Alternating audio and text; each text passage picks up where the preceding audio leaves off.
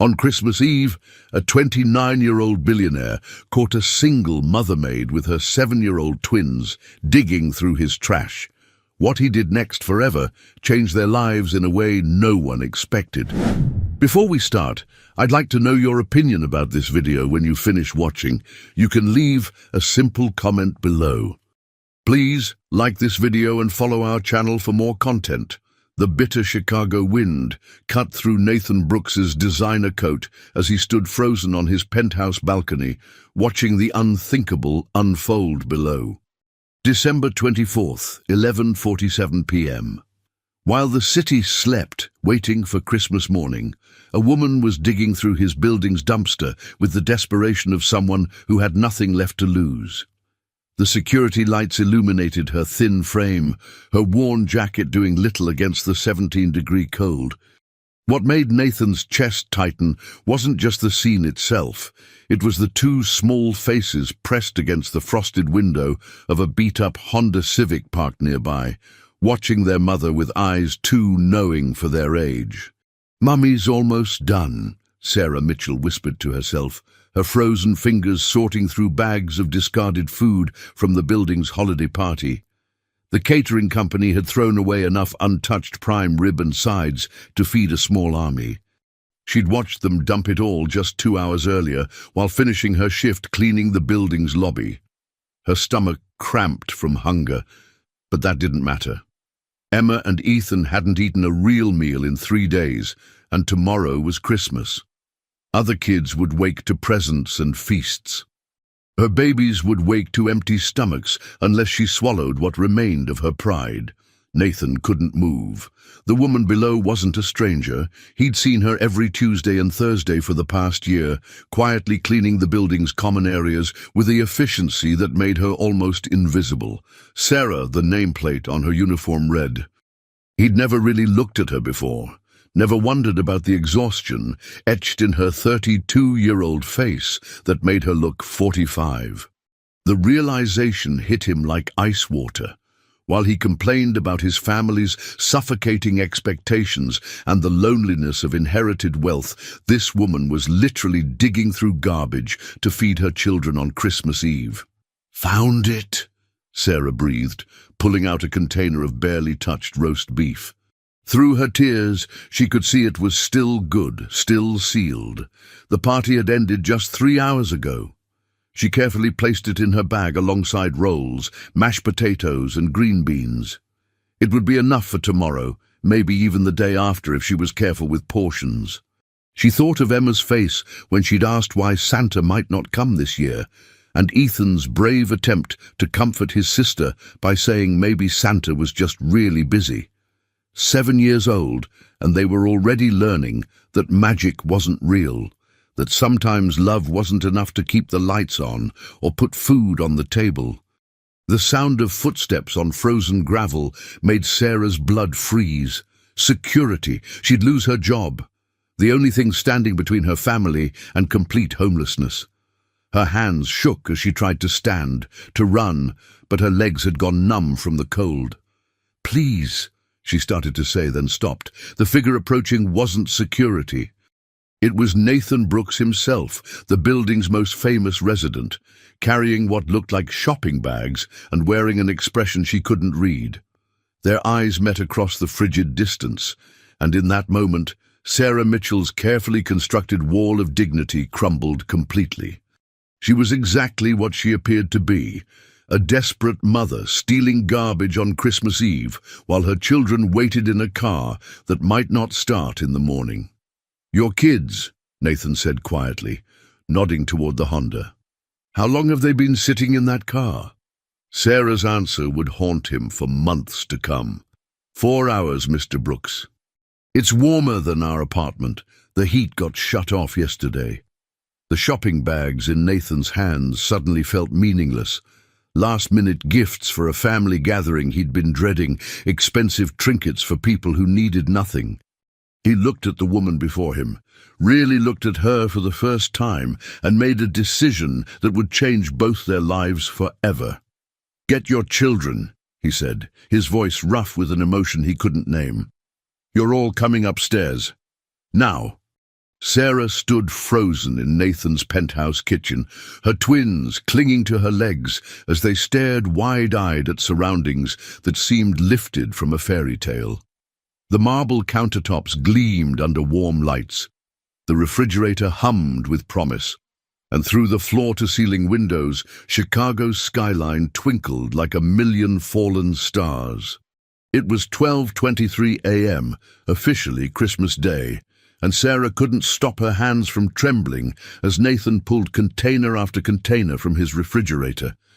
"Mr. Brooks, we can't," she started, but he cut her off with a look that was both commanding and surprisingly gentle. "It's Christmas, Sarah. Your children are hungry. Please sit down." Emma whispered something to Ethan, who tugged on his mother's worn jacket. "Mommy, are we in trouble?" The innocence in his voice made Nathan's chest constrict. He knelt down to their level, his expensive suit pants touching the pristine floor without hesitation. "No trouble at all, buddy. I just thought you might like some hot chocolate while I heat up some food. Would that be okay?" The twins looked to their mother for permission, and when Sarah gave a small nod, their faces transformed with the kind of pure joy only children could manifest. Nathan busied himself with the cocoa maker he'd received last Christmas and never used, grateful for something to do with his hands, while processing the reality that had been hiding in plain sight. "I've seen you," Nathan said quietly as he worked, not looking at Sarah directly. "Every Tuesday and Thursday for a year. You're always the first one here, last to leave. I should have noticed." Sarah's laugh was bitter and soft. "That's the point, Mr. Brooks. We're supposed to be invisible. Clean your world without disturbing it." She watched her children sip hot chocolate with reverence, their small fingers wrapped around mugs that probably cost more than her weekly grocery budget. "I have a college degree, you know, business administration.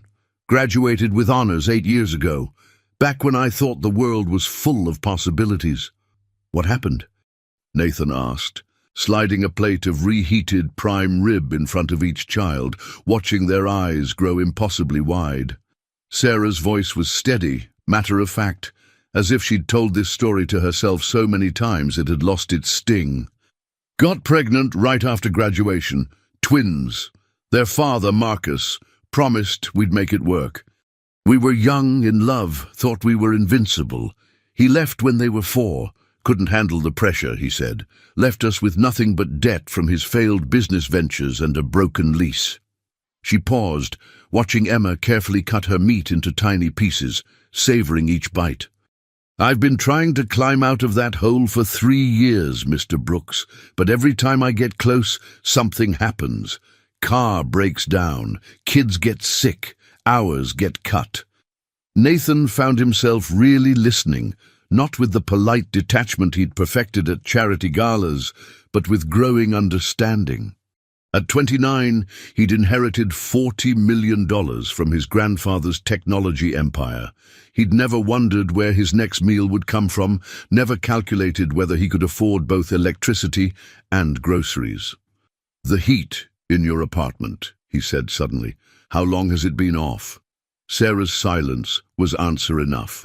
3 weeks, she finally admitted. "We've been sleeping in the living room together, all the blankets we own piled on top. I told them it was like camping. They pretended to believe me." "That ends tonight," Nathan said with quiet authority. Emma and Ethan had finished eating and were struggling to keep their eyes open, full bellies and warmth, making them drowsy for the first time in weeks. "There are 3 guest bedrooms down that hall. You're staying here tonight, all of you." Sarah started to protest, pride warring with exhaustion, but Nathan held up his hand. "Tomorrow we'll figure out next steps. Tonight your children sleep somewhere warm and safe. That's not charity, Sarah. That's basic human decency." "Udaim," as he watched her carry her sleeping children to the guest room, one in each arm despite her own exhaustion, Nathan felt something shift inside him, a awakening to the profound disconnect between his world and the reality most people lived. He pulled out his phone and started making lists, his mind racing with possibilities.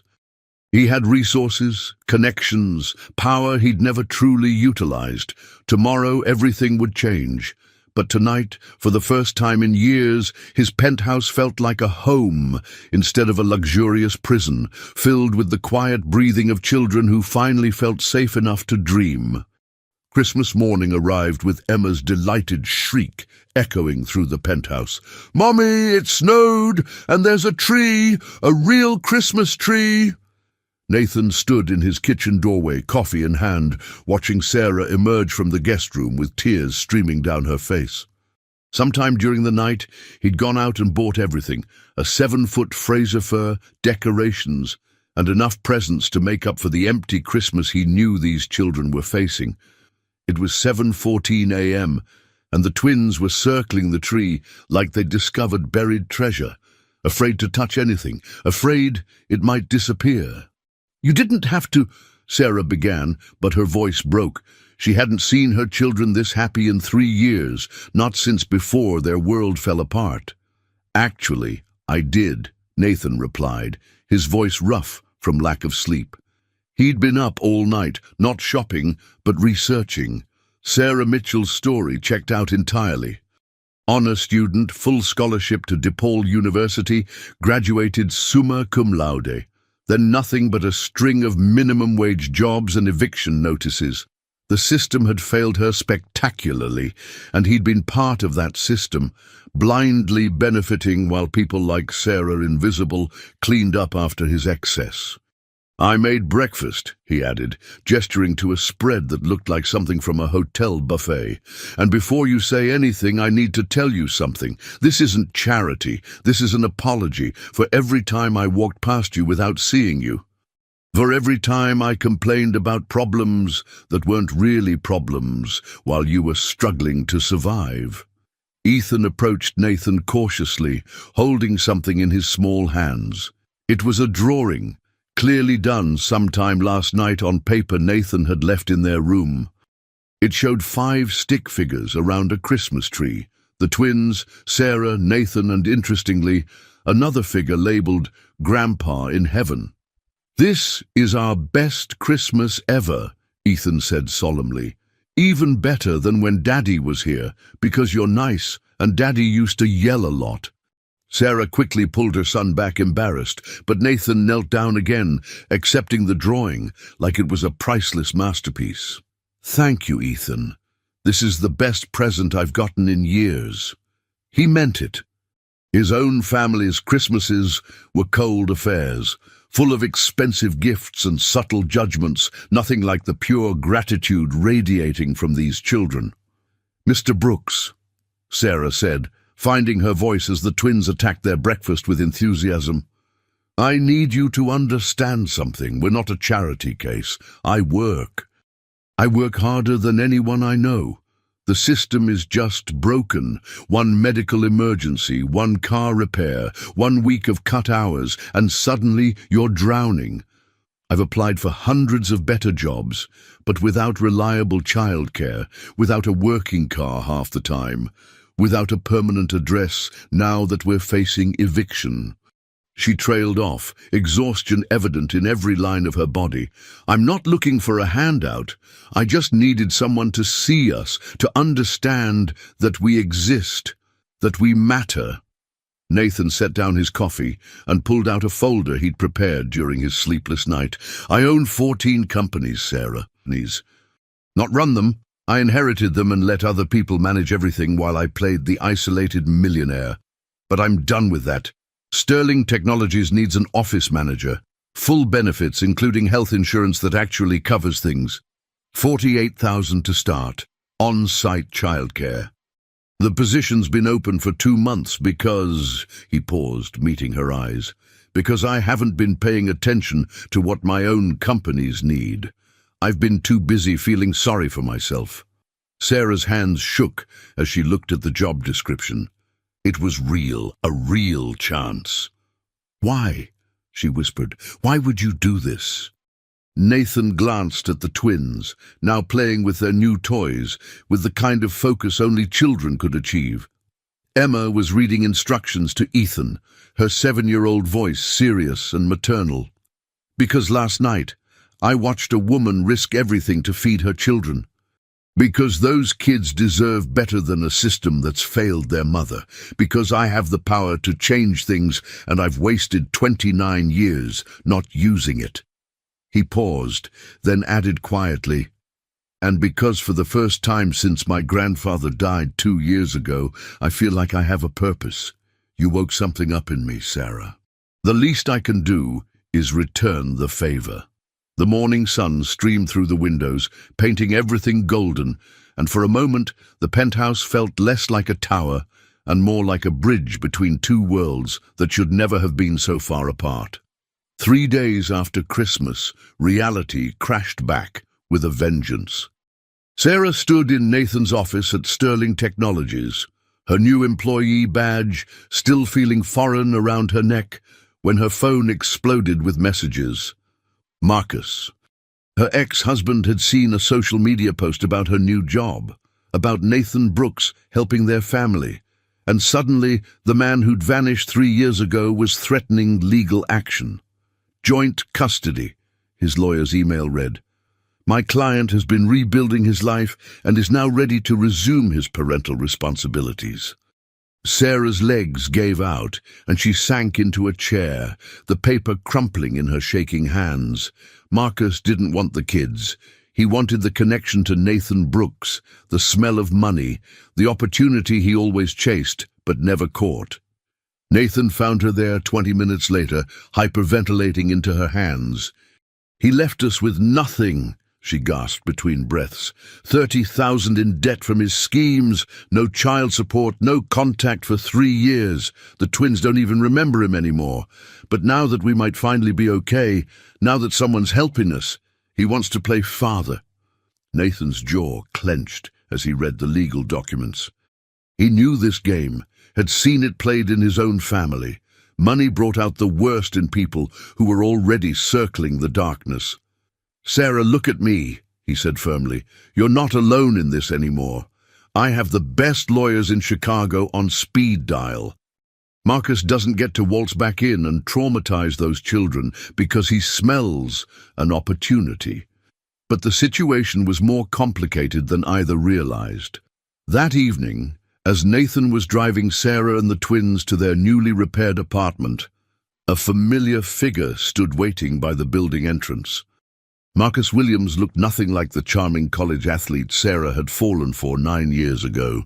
Addiction had carved hollows in his cheeks, desperation lived in his eyes, and his expensive new suit couldn't hide the tremor in his hands. "Daddy," Emma whispered, confusion and fear mixing in her voice. She remembered just enough. The yelling, the doors slamming, the morning they woke up and Mommy was crying and Daddy was gone forever. Ethan pressed closer to Nathan's leg, instinctively seeking protection from a man he didn't recognize, but somehow knew to fear. "Sarah, baby, we need to talk," Marcus said, his voice oil-smooth and practiced. "I know I messed up, but I'm clean now. 6 months, got a job, got my act together. I heard you're doing well, and I'm happy for you. For us, we could be a family again." The lie was so transparent, Nathan could see through it from 10 feet away. Marcus's pupils were dilated, the telltale glassiness of someone high on something. "The kids need their father," Marcus continued, but his eyes kept drifting to Nathan, calculating, measuring. "And from what I hear, Mr. Brooks here has been very generous. I'm sure he understands the importance of keeping families together." "You need to leave," Nathan said quietly, stepping forward to position himself between Marcus and the family. "Now," Marcus laughed, ugly and sharp. "Or what? You'll call security? I have rights. Those are my kids, my family. You're just some rich boy playing hero. Sarah, tell him how good we were together before things got hard." Sarah found her voice stronger than she expected. "We were never good together, Marcus. You were just better at hiding who you really were. You left your children hungry and cold. You don't get to come back now that someone else fixed what you broke." Marcus's face twisted, the mask slipping. "Someone else? That's what this is about? You trading up, Sarah? Spreading your legs for a penthouse view?" The words hung in the frozen air like poison. Emma started crying, not understanding but feeling the violence in her father's voice. Nathan's fist connected with Marcus's jaw before anyone could react, sending him sprawling onto the icy sidewalk. "You come near them again," Nathan said, his voice deadly calm despite the rage burning through him, "and I will destroy you. Not just legally. I will take apart every piece of your life until there's nothing left but the truth of what you are. They survived without you. They thrived despite you. And they'll continue to rise while you fall." Security arrived then. Building personnel Nathan hadn't even called, but who had been watching, protecting. As Marcus was escorted away, screaming threats and promises, Sarah gathered her children close, whispering reassurances. But her eyes met Nathan's over their heads, and in them was a mix of gratitude, fear, and something else. Something that had been growing since Christmas Eve, but neither had dared name. The battle for her children's future had begun, and with it, the realization that Nathan Brooks was no longer just her employer or benefactor. He was becoming something much more complicated and dangerous to her carefully guarded heart. 2 weeks into the new year, Sarah discovered what $48,000 a year really meant. Sitting at her new desk at Sterling Technologies, she did the math for the 5th time, tears sliding silently down her cheeks. After 3 years of choosing between groceries and electricity, she could afford both. The twins could have new school supplies, clothes that fit, birthday parties like their classmates. The relief was overwhelming, but so was the fear. Every morning she waited for someone to tell her it was a mistake, that she didn't belong here among the gleaming surfaces and confident professionals. Nathan watched her from his office doorway, recognizing the imposter syndrome he'd battled his entire inherited life. But while his was about unearned privilege, hers was about systematic exclusion from spaces she had every right to occupy. "The team loves you," he said, making her jump. She quickly wiped her eyes, embarrassed to be caught crying at work. "Janet from accounting says you've reorganized their filing system better in 2 weeks than the previous manager did in 2 years. Sarah managed to smile, but Nathan could see the exhaustion beneath it. The custody battle with Marcus was escalating. He'd gotten a lawyer somehow. Nathan suspected Marcus's family was funding it, hoping for a piece of the perceived golden goose. "The mediation is Thursday," Sarah said quietly. "My lawyer says Marcus is demanding 50-50 custody and back child support." Child support, Nathan.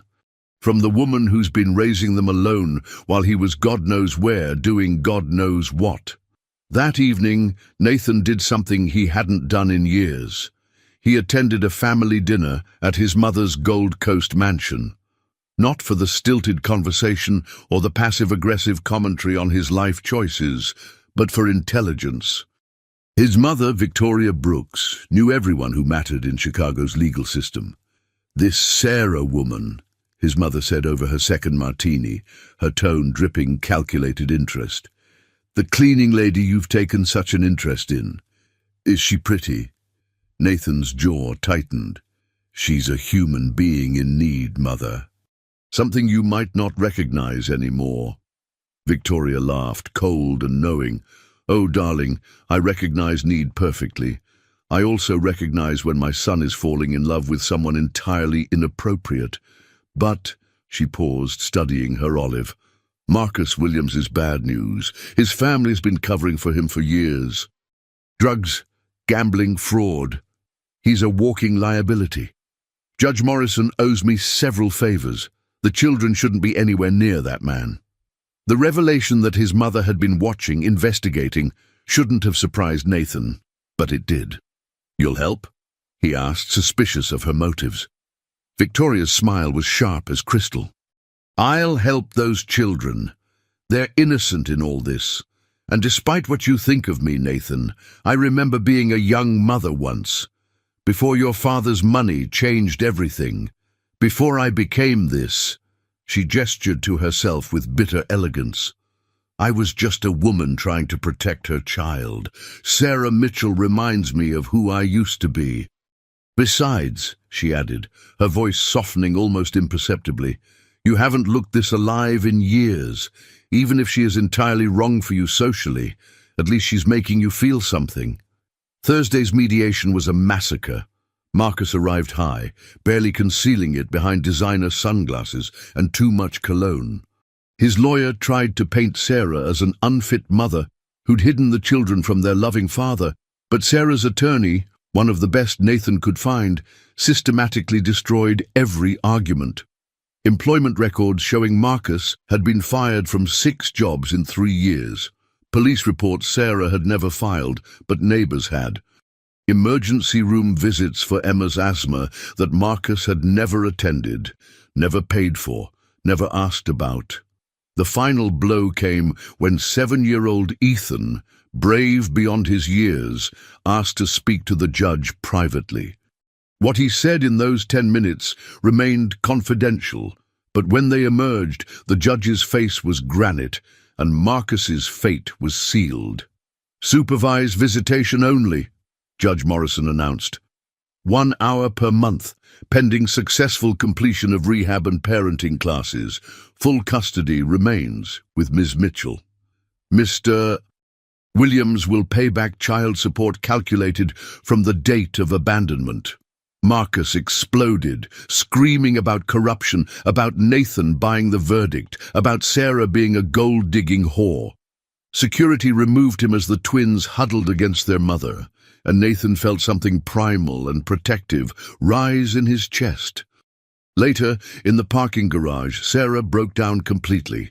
"It's over," she sobbed against Nathan's shoulder, not caring about propriety or professional boundaries. "He can't take them. They're safe." Nathan held her, breathing in the scent of her vanilla shampoo, feeling the way she fit against him like a missing piece he hadn't known he was looking for. "They were always safe," he murmured against her hair. "I would never have let him hurt them, any of you." She pulled back to look at him, and for a moment the air between them crackled with possibility. Then Emma's voice broke the spell, asking if they could get ice cream to celebrate, and the moment passed. But something had shifted, something irreversible.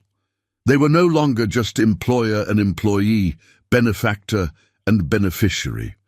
They were something more complex, more dangerous, more real than either had planned for.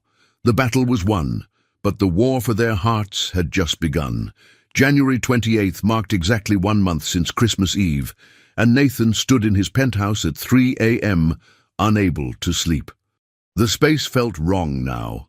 Too large, too empty, too quiet, without the sound of children's laughter that had filled it during those magical days after Christmas.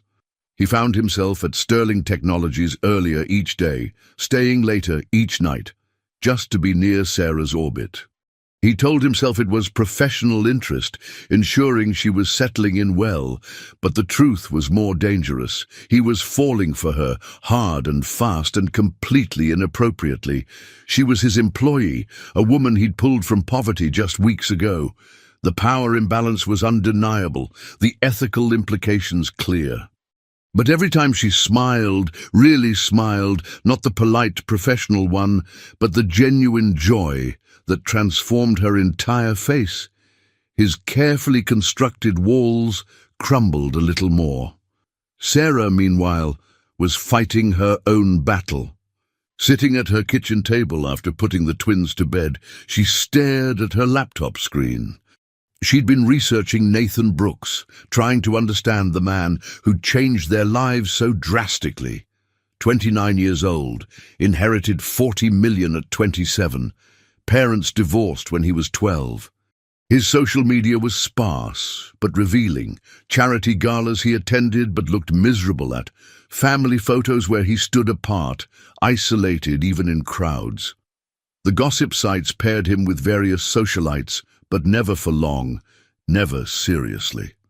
"He's lonely," she said aloud to her empty kitchen, then immediately felt foolish. Nathan Brooks, lonely? He could have anyone, anything. Yet she remembered his face that Christmas morning, watching her children play. He'd looked hungry, starved for something money couldn't buy. Genuine connection, family, belonging. The next morning brought a crisis that would change everything.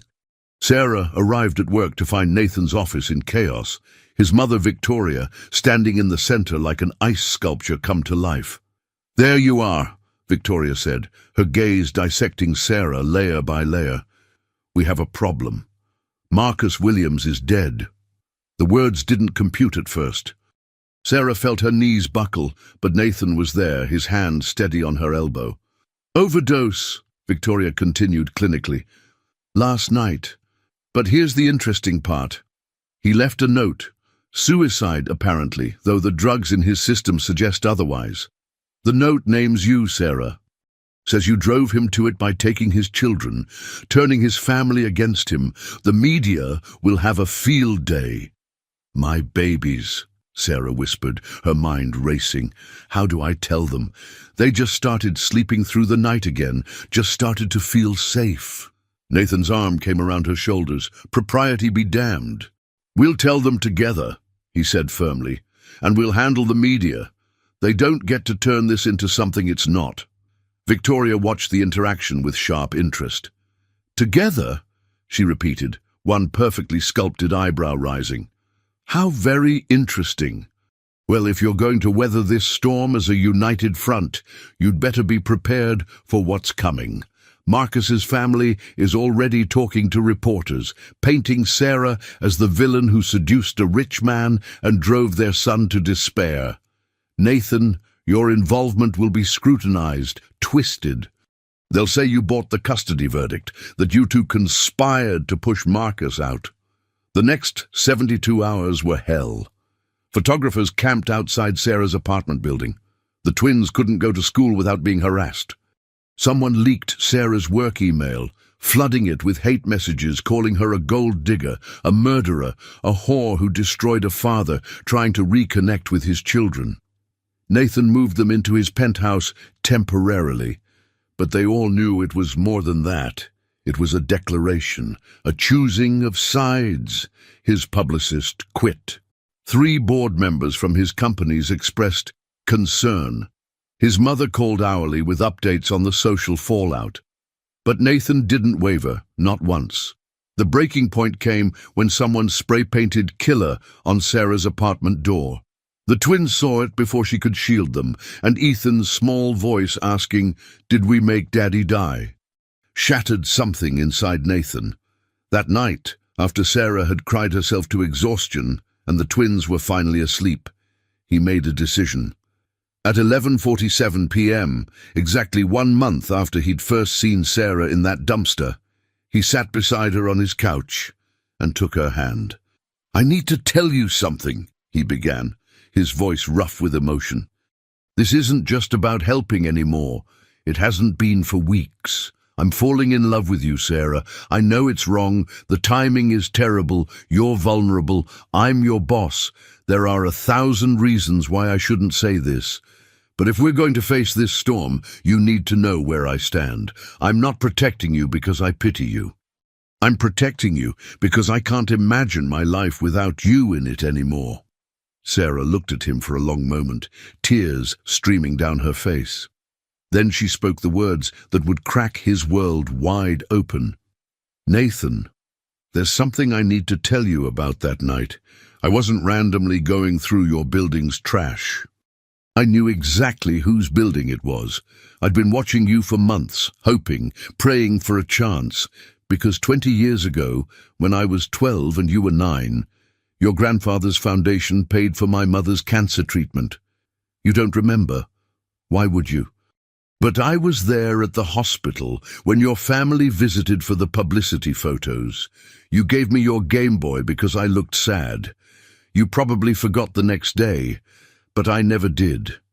That Game Boy got me through the worst year of my life.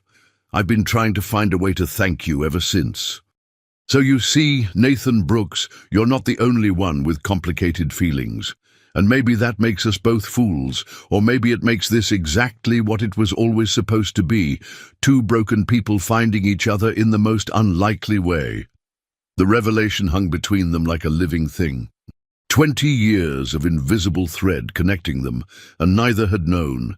Nathan stared at Sarah, his mind reeling as memories surfaced. A thin girl with huge eyes in a hospital waiting room, his grandfather's firm hand on his shoulder, the way she'd clutched that Game Boy like a lifeline. "You were the girl with the butterfly hair clip," he whispered, the image suddenly crystal clear. "You were reading a book about dragons, and your mother was sleeping in the chair beside you. She was so pale and you looked so scared." Sarah nodded, tears flowing freely. "She died 2 months later. But those 2 months we got because of your grandfather's foundation. They were everything. We got to say goodbye properly. And you, this little boy with too much sadness in his eyes, you gave me the only joy I had during that time." "Why didn't you tell me?" Nathan asked, though he already knew the answer. Pride. The same pride that had made her dig through garbage rather than ask for help directly. "Would you have believed me?" Sarah countered. "A desperate cleaning lady claiming a connection to your past? You would have thought I was scheming, trying to manipulate you." She was right, and they both knew it. But now, with everything laid bare, the air between them shifted. Nathan pulled her closer, and Sarah didn't resist. "All these years," he murmured against her hair, "I felt like I was searching for something I couldn't name. Maybe it was you. Maybe it was always you." The next morning brought fresh hell. Marcus's mother, Patricia Williams, appeared on morning television, tears streaming as she painted Sarah as a calculating woman who'd destroyed her son. "She poisoned my grandbabies against their father," Patricia wailed to the sympathetic host, "and when he tried to reconnect, she set her rich boyfriend on him. My son is dead because Sarah Mitchell wanted money more than she wanted her children to have a father." Nathan watched from his office, fury building with each lie. But Sarah surprised him, walking into the room with steel in her spine. "I want to do an interview," she said. "Not to defend myself, but to tell the truth about domestic violence, about addiction, about what it really means to protect your children from a parent who's a danger to them." The interview, conducted by a respected journalist Nathan's mother surprisingly arranged, aired 3 days later. Sarah didn't hold back. She spoke about the bruises she'd hidden, the times Marcus had spent their rent money on drugs, the morning she'd found him passed out while the twins, then 4, were trying to make breakfast on their own. She showed bank records, medical bills, proof of abandonment, but most powerfully, she spoke about forgiveness. "I don't hate Marcus," she said, looking directly into the camera. "I pity him. He was sick and he refused help. His death is tragic, but it's not my fault. I protected my children. Any mother would do the same." The response was immediate and overwhelming. Other women began sharing their stories, and "protecting our children" began trending. But Patricia Williams wasn't done. She filed for grandparents' rights, demanding visitation with Emma and Ethan. "It's harassment," Sarah's lawyer explained. "She has no real case, but she can drag this out for months, maybe years." Nathan watched Sarah crumble at this news, exhaustion finally winning. The twins were having nightmares, asking if Grandma Patricia was going to take them away. That night, Nathan made a call he'd sworn he'd never make. "Father," he said when Charles Brooks answered, "I need your help." His father, who'd abandoned him for a younger family when Nathan was 12, listened in silence. "Then, the Williams family owes me money. Patricia's husband borrowed $200,000 3 years ago for a business venture. I'll call the note due. She'll be too busy saving her house to harass your friend." The relief was temporary. Valentine's Day approached, and with it, a new complication. Nathan's board of directors called an emergency meeting. "Your involvement with this woman is affecting stock prices," the chairman said bluntly. "The scandal, the media attention, It's making investors nervous. We need you to distance yourself from the situation." Nathan looked around the table at men who'd known his grandfather, who'd gotten rich off his family's innovation. "Gentlemen," he said quietly, "I'm going to tell you something my grandfather once told me. Money without purpose is just paper. I've found my purpose. If you don't like it, I'll buy you out." The silence was deafening. Then one by one they backed down. But Nathan knew this was just the beginning. The real test was coming, and it would demand more than either he or Sarah might be willing to sacrifice. February 14th arrived grey and bitter, matching Sarah's mood perfectly. She stood in Nathan's penthouse kitchen at 5 a.m., making breakfast for the twins while Nathan slept. They'd been living together for 3 weeks now, existing in a careful dance of unspoken feelings and careful boundaries. He'd given them space, separate bedrooms, never pushing despite their mutual confession, but the strain was showing. Emma had started calling him Uncle Nathan, and every time she did, Sarah saw the flash of pain in his eyes. He wanted more. They both did. But how could they move forward with Marcus's ghost hanging over them, with the media watching, with the twins still so fragile? "Mommy, why doesn't Uncle Nathan have a Valentine?" Emma asked over her cereal, and Sarah's heart clenched. "Maybe he does, sweetheart. Maybe he just hasn't told us." But Emma, wise beyond her 7 years, shook her head. "He's sad, Mommy, like you used to be before he helped us. Maybe we should be his Valentines." Ethan nodded eagerly, already planning. "We could make him cards and cookies. Remember when Daddy never wanted our cards?" The casual mention of Marcus made Sarah flinch, but the comparison was stark. Marcus had always been too busy, too tired, too something to appreciate their childish gifts.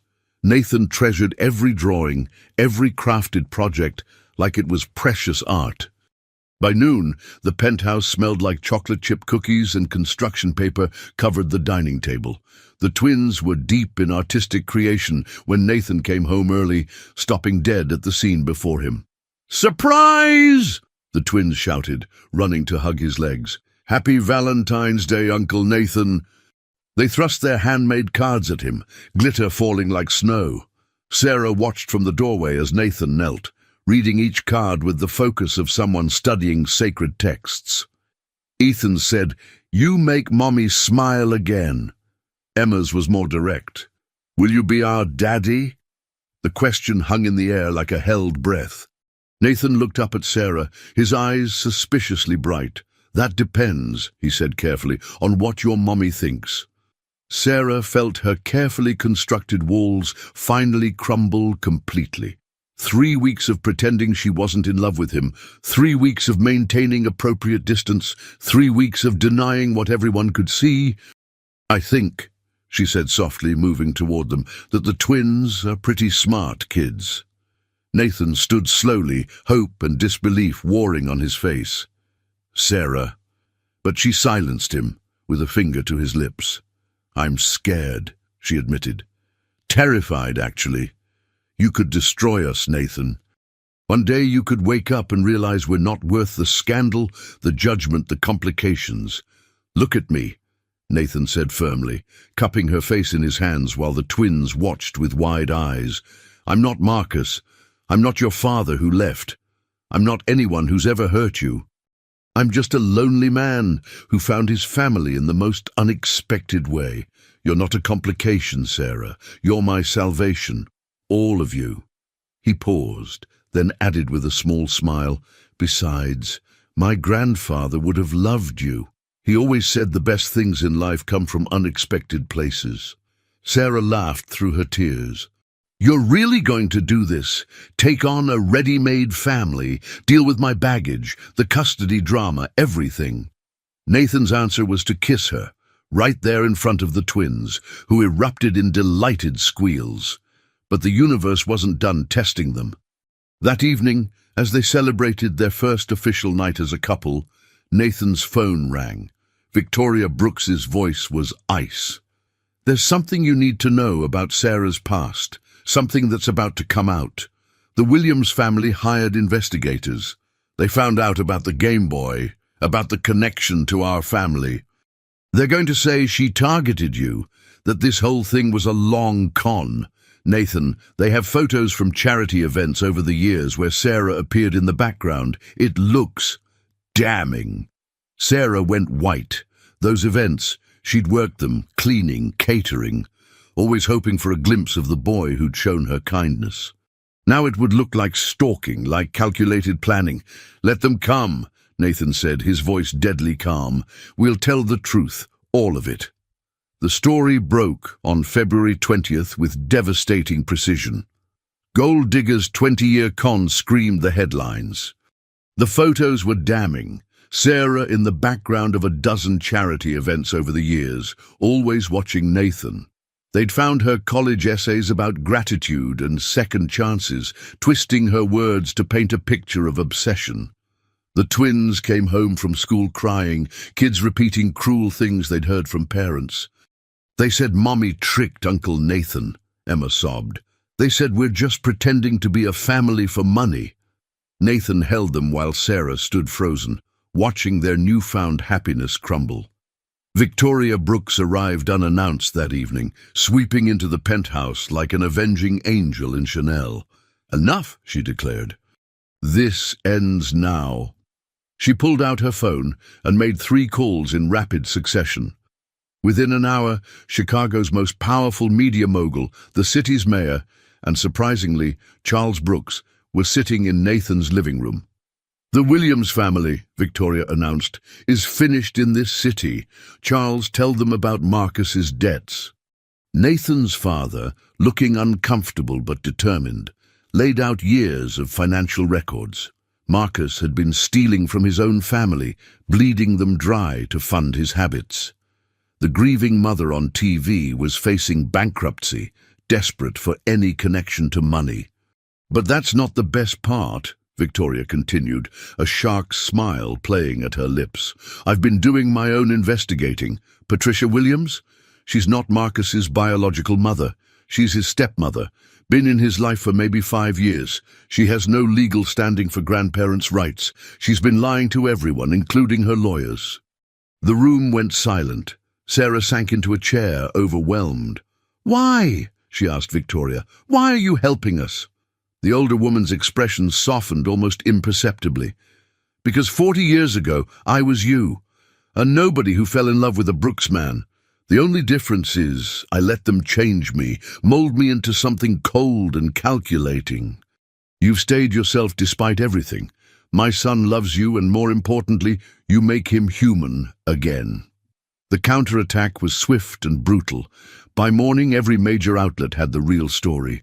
Patricia Williams was arrested for fraud. The investigators she'd hired admitted to doctoring photos, creating false timelines. But the damage to Sarah's reputation was done. She couldn't go to work without protesters calling her names. The twins were bullied relentlessly. Nathan watched the woman he loved disappearing under the weight of public hatred, and he made a decision that would change everything. At a hastily called press conference, he did something his family never did. He told the complete truth. 20 years ago, Nathan began, his voice carrying across the packed room, a little girl's mother was dying of cancer. My grandfather's foundation saved her life, gave them 2 more months together. I met that girl once, gave her a toy because she looked sad. I forgot about it the next day because I was 9 and selfish. She never forgot because she was 12 and desperate for kindness. That girl grew up, went to college, fell in love with the wrong man, had 2 beautiful children, and survived abandonment and poverty with more grace than anyone I've ever met. Yes, she knew who I was when I found her that Christmas Eve. So what? She never asked me for anything. She was literally digging through trash rather than ask for help. If that's a con, it's the worst one in history. He paused, looking directly at the cameras. I love Sarah Mitchell. I love her children. I'm going to marry her if she'll have me, and we're going to be a family. If Chicago has a problem with that, then Chicago can go to hell.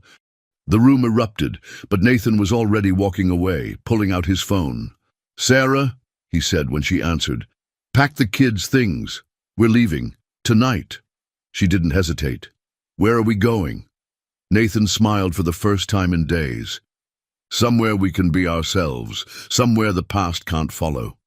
My grandfather had a house in Vermont, small town, good schools. No one knows the Brooks name there. We can start over, all of us, if you're willing to take the leap." March 1st found them in Willowbrook, Vermont, population 3,847, where the biggest news was usually the annual maple syrup festival. The house Nathan's grandfather had left him sat on 5 acres of rolling hills, a modest 4-bedroom colonial that felt more like home in 5 minutes than his penthouse ever had. The twins ran through the rooms like freed prisoners, claiming spaces, making plans. "Can we have a dog?" Ethan asked breathlessly. "And a garden?" Emma added. "Can we build a tree house?" Nathan said yes to everything, drunk on their joy, on the possibility of a life without cameras and judgment and constant scrutiny. Sarah stood on the wraparound porch, breathing air that didn't taste like exhaust and ambition. "Your mother will never forgive you," she said quietly, as Nathan joined her. "You gave up everything, your position, your social standing, your companies." Nathan wrapped his arms around her from behind. "I gave up nothing. I escaped. For the first time in 29 years I can breathe. Besides, I didn't give up the companies. I can run them remotely, and I've promoted people who actually care about the work. Stock prices are already recovering." He paused, pressing a kiss to her neck. "The only thing that matters is whether you can forgive me for dragging you through hell." Sarah turned in his arms, studying his face. The last month had aged them both, but there was something new in Nathan's eyes. Peace. "There's nothing to forgive. You saved us, Nathan, not just from poverty, but from invisibility. You saw us when no one else did." They were interrupted by the twins, shouting from the yard, where they'd discovered a half-built treehouse from decades past. "Your grandfather built that," Nathan realized, memory flooding back. "I spent one summer here when I was 7, right before my parents' marriage started falling apart. It was the last time I remember being truly happy." Sarah squeezed his hand. "Then we'll finish it, together." The next weeks were a blur of settling in. The twins started at the local elementary school, where no one knew or cared about Chicago scandals. Sarah found work at a local non-profit, using her business degree for the first time in years. Nathan transformed the basement into an office, running his empire from a distance that gave him perspective he'd never had. Neighbors brought casseroles and invitations to community events, accepting them without question as the young family who'd bought the old Brooks place. "It's like we've been erased from our old life," Sarah marveled one evening as they watched the twins play with neighbor kids. "Is that what you want?" Nathan asked carefully. Before Sarah could answer, Nathan's phone rang. "Victoria." "Mother," he said warily, putting her on speaker. "I'm calling to inform you that Patricia Williams is dead," Victoria said without preamble. "Heart attack, apparently brought on by the stress of federal fraud charges. The media is having a field day, saying you and Sarah drove both Marcus and his mother to their deaths." Sarah went pale, but Victoria continued. "I've handled it. The truth about their crimes is fully documented. No one with a brain believes you're responsible. But Nathan, darling, you can't hide in Vermont forever. Your grandfather built an empire. He wouldn't want you to abandon it for love." "He'd want me to be happy," Nathan countered. "And I am. For the first time since he died, I am." There was a long pause. Then Victoria said something that shocked them both. "Then I'm happy for you. Sarah, are you listening? Take care of my son. He's all I have left of the man his grandfather wanted him to become. And Nathan, when you marry her, and I know you will, I want to be there. Not the society event I would have planned, but whatever simple ceremony you choose. I want to see my son happy, even if it's in Vermont." She hung up before either could respond, leaving them staring at each other in amazement. Victoria Brooks, admitting defeat, accepting their choice. It felt like the last barrier falling. April arrived with unexpected warmth and unexpected news. Sarah was pregnant. She sat on the bathroom floor at 6 a.m., staring at 3 positive tests, her mind spinning. They'd been in Vermont barely 2 months, weren't even married yet. And now this. The twins were just starting to feel secure. Nathan was finally free from his family's expectations, and she was about to complicate everything again. Sarah. Nathan's voice through the door made her jump. "Are you okay?" She opened the door, wordlessly handing him the tests. His face went through a journey of emotions, shock, wonder, joy, fear, before settling on something that looked like awe. "We're having a baby," he whispered. "You're having a baby." "With the cleaning lady who trapped you," Sarah said, tears starting. "God, Nathan, the media will crucify us all over again." "Stop," Nathan said firmly, pulling her into his arms. "We're having a baby, our baby, a sibling for Emma and Ethan, and I don't give a damn what anyone thinks." He paused, his hand moving to her still flat stomach. "My grandfather always said, life happens when you're making other plans. This is life, Sarah. Messy and unexpected, and perfect." But Sarah's fears weren't unfounded. Within days, someone leaked the news. The Vermont sanctuary they'd built was suddenly invaded by photographers. The twins came home from school crying again, kids repeating things they'd heard. "Is Mommy having a baby to steal more money?" Emma asked in a small voice that broke Nathan's heart. That evening, Nathan did something unprecedented. He called a town meeting. Standing in the elementary school gymnasium before 300 curious neighbors, he laid everything bare. Chicago, Marcus, the media persecution, why they'd come to Vermont, and now the pregnancy. "We came here to be a family," he said simply, "to raise our children, all of them, in a place where they could just be kids. If we've brought trouble to your door, we'll leave, but if you'll have us, we'd like to make Willowbrook our home." The silence was deafening. Then old Martha Henderson, who'd run the general store for 60 years, stood up. "Young man, this town was built by people running from something. Half the founders were fleeing religious persecution. Your money doesn't mean squat here, but your character does. You've been good neighbors. Stay." One by one, others stood, voicing support. The police chief promised to keep media off private property. The school principal assured them the twins would be protected. The local doctor offered to handle Sarah's prenatal care privately. By the end, Sarah was sobbing, overwhelmed by acceptance from strangers when her own city had turned against her.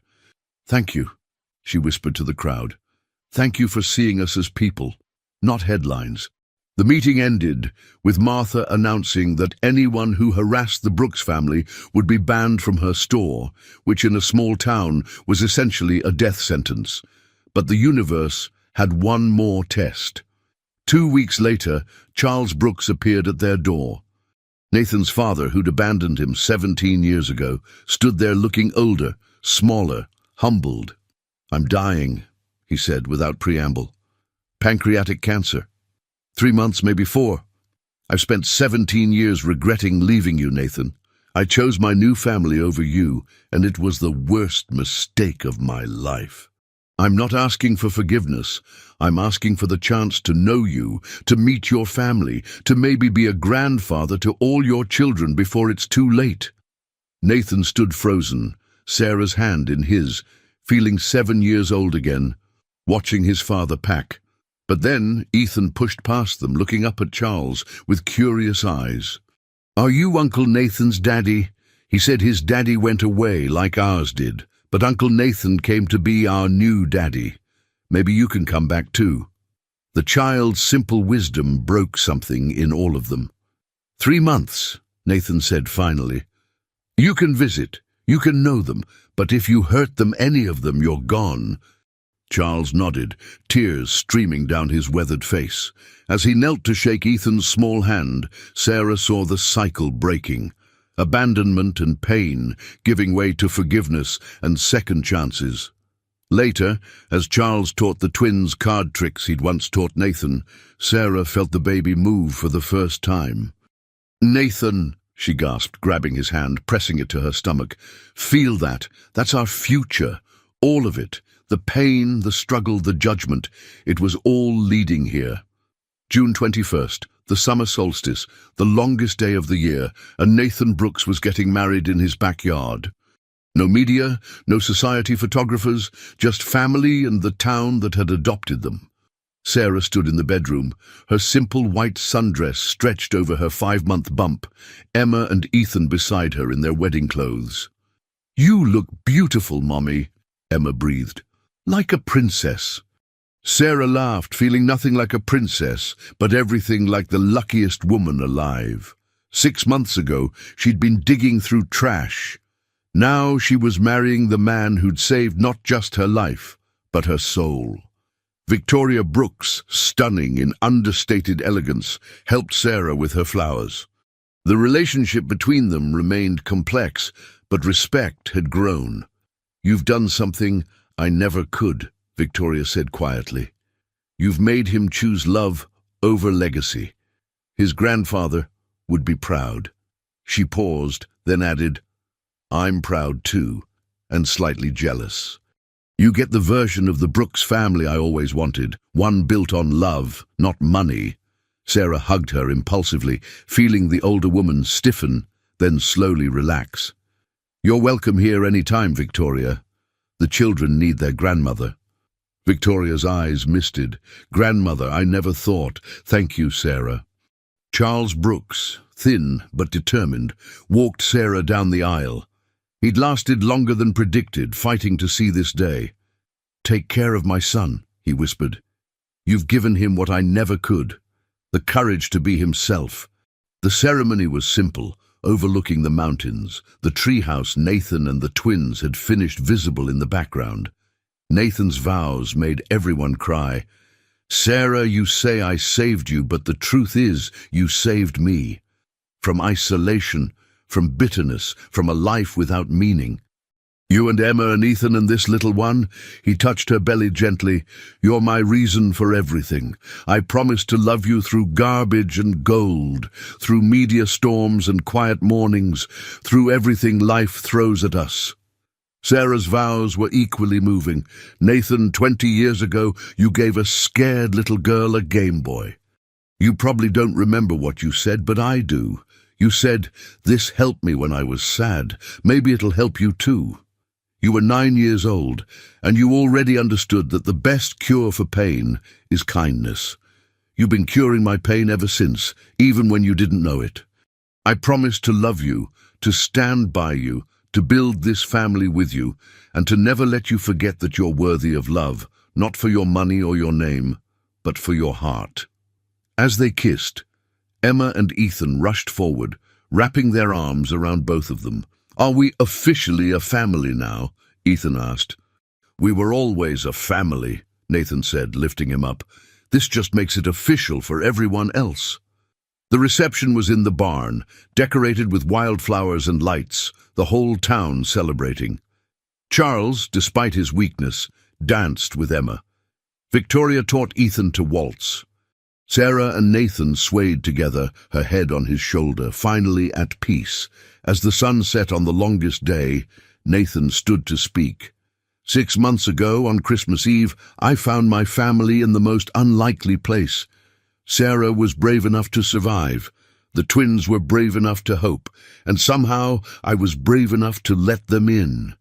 To everyone here who protected us, accepted us, and became our chosen family, thank you.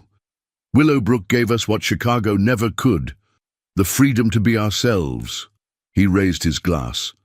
"To second chances, to unexpected love, and to the family we choose." Later, as guests departed and the twins slept exhausted in their beds, Sarah and Nathan sat on their porch swing, watching fireflies dance. "Do you ever regret it?" Sarah asked. "The money you walked away from, the life you gave up?" Nathan pulled her closer, his hand resting on where their baby grew. "I gave up nothing. I gained everything. Besides," he smiled, "I still have $30 million. We're not exactly suffering." Sarah laughed. "Our children will never dig through garbage."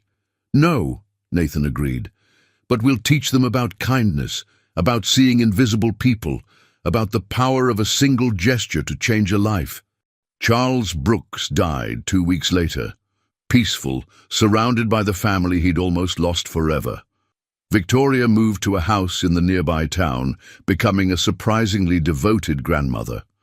Marcus's family disappeared into obscurity. The media found news scandals to chase, and in a small Vermont town, a family that shouldn't exist thrived. Sarah gave birth to Thomas Charles Brooks on November 1st, the twins instantly in love with their baby brother. As Nathan held his son for the first time, with Emma and Ethan pressed close and Sarah smiling through exhausted tears, he thought of his grandfather, of the foundation that had saved Sarah's mother, of the Game Boy that had connected two lonely children across decades. "Once upon a time," he whispered to baby Thomas, "a man found his family in a dumpster on Christmas Eve. It sounds like a tragedy, but it was actually the beginning of everything wonderful." Emma giggled. "That's our story." "Yes," Sarah said, gathering all her children close, Nathan's arms around them all. "That's our story. The best story. The true story of how love finds a way, no matter how impossible it seems." Outside, snow began to fall, the first of the season, and inside the house that love built, the Brooks family was complete. Not perfect, scarred by their journey, but together. And that was more than enough. It was everything.